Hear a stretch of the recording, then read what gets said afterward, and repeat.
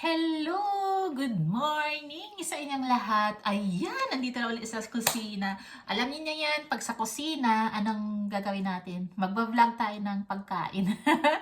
Magbablog tayo ng mga pagkain. Ayan, I'm here in our kitchen and I want to show you guys na meron akong nishare na food mula sa isang party ng friend ko. Actually, they're from Thailand.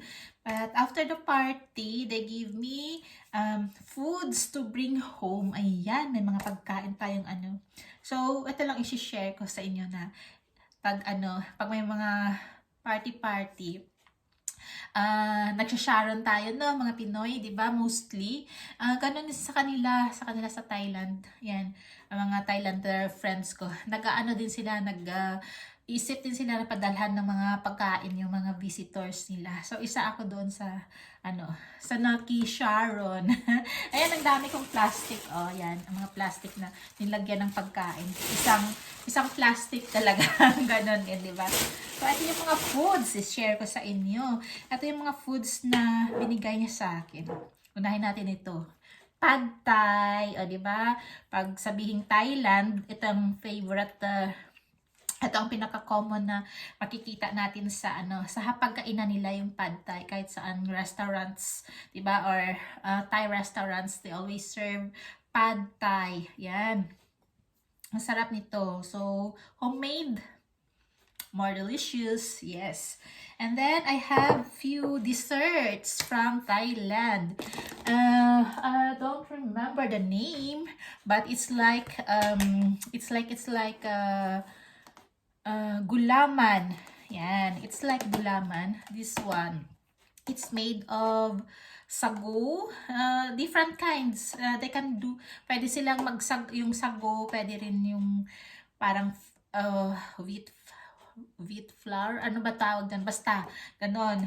Nata de coco, ganyan. Parang gulaman pag sa atin. Pero ito ay, ang nila nilalagay is coconut milk. Parang, yan siya, oh. Ang sarap nito. Ito yung favorite ko sa mga dessert nila. One of my favorite from Thai dessert. Sarap. May langka, at saka coconut. Ayan. Mamaya na ako to the dessert nito. Tapos, mayroon akong ito lahat. Cinnamon bread. Yan.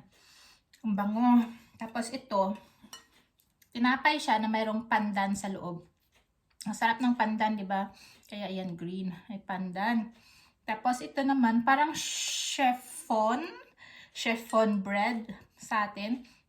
Pero mayroon siyang coconut. Ang bango. Ito naman is parang rice pudding. Tapos may pandan rin. Gaya din ito. Ayan. Ayan, oh.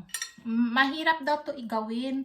Kasi yung pagle-layer nila, nilalayer talaga nila. Yan. Pero napakasarap ng lasa kasi mayroong coconut milk. Pag may coconut milk kasi iba yung taste, no? Masarap siya. Ayan. May isa pa pala ako hindi nabuksan. Ito, isa sa mga ni-Sharon natin. Lagay natin dito. Parang ang hang nito, parang lang siya, chicken na may mga talong, squash, parang halo-halo vegetables. Yan, pinadalhan ako nito. Kaya, yan, sobrang sarap. Diba? Konti, kasi ako lang naman kakain, kaya nagdala din ako. Masarap kasi tong food na to the day after. Yan, oh. Yan. Ang bango. Amoy yung talong ba? Hindi ko alam kung anong tawag dito. Pero masarap siya. Ayan. Tapos meron siyang mga bilog-bilog. Hindi ko alam kung anong tawag dyan. Kaso parang fresh, siya eh. Fresh vegetables. At saka mayroong meat. O, diba? So, yan ang aking na-Sharon dun sa party ng friend ko. Sobrang sarap ng mga pagkain nila. Parang, hindi na ako makahinga sa kakakain. Busog na busog. O, diba? So, ayan. Yan lang ang mas-share ko sa vlog na ito.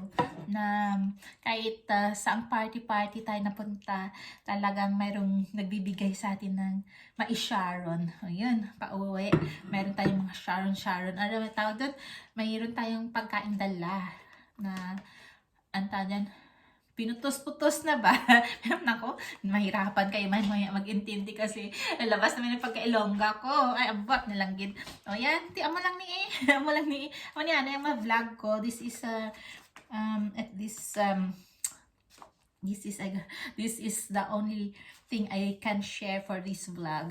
Yan ang ibig kong sabihin. It's not easy to talk when you are when you have your own dialect plus your Tagalog, the main language, and then I'm here in Norway and then I'm going to speak in English also. Oh, yan. So mula dito, salamat ulit sa inyong panonood, and kahit pa paano, yan, nandito naman tayo sa YT. O yan. So, thank you for watching and bye-bye!